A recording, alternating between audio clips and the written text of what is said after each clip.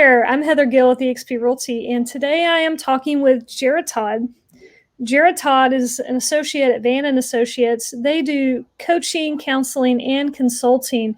Jared, thank you so very much for being on today. Thank you, Heather. I'm glad to be here.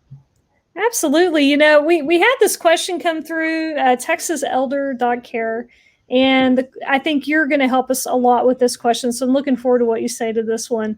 Is having a companion animal helpful for seniors? I believe it can be.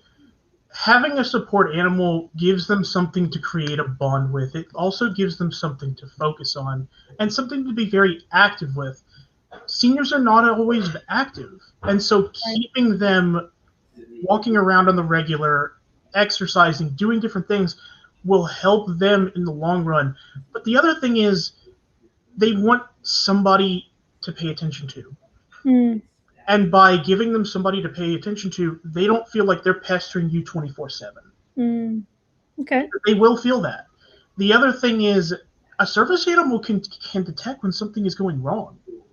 Right. Let's say they're having a heart attack. Maybe they're having a panic attack. Maybe something is going wrong. Maybe the depression swings a very deep way. The animal's going to be able to notify you or do something so that somebody can come help. The other thing is that elderly people often feel isolated. They feel lonely. They feel depressed. Right. And by giving an animal that they can pay attention to, it'll help them feel these things a lot less, or it might even get rid of it all the way. Right. The other thing is we have loved ones pass away the older we get. And so having a companion like that helps you slowly get over the loss of losing. Because grief is a huge thing when it comes to elderly. That's very good. So companion animals, it sounds like that's a plus for seniors. And I got to say, I have 2 dogs, and they're lap dogs. They just sit in my lap, and I pet them. And it's so I find it very comforting myself. And then, you know, they're just fun to pet, and they're cute, and they lick my hands and stuff.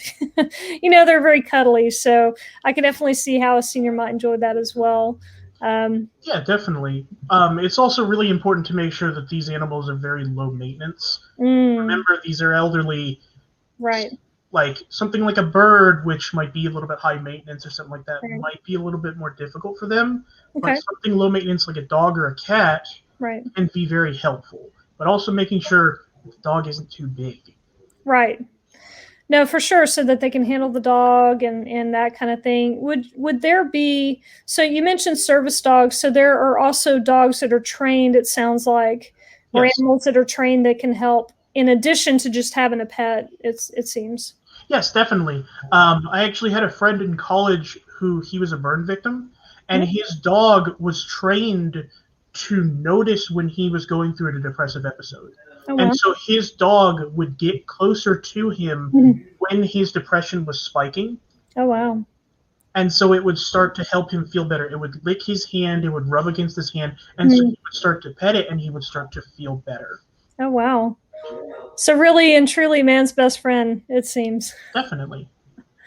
No, that's great. That's definitely good news. And that's something to think about. So I don't know if Jared could actually go help you find a pet, but like at least we've got some good information here, and Lord knows we've got some great resources online. People can find, you know, service animals and such. And then, you know, if it's a nice low maintenance type of dog, the pound's always really great if that's something that would work for that individual. Everybody's a little different. But there you go. Great question. Great answer. Y'all can reach out to Jared at the number on the screen. This is their office number, and he'd be happy to help any way he can with this. So thank you so much again for your time. Thank you very much.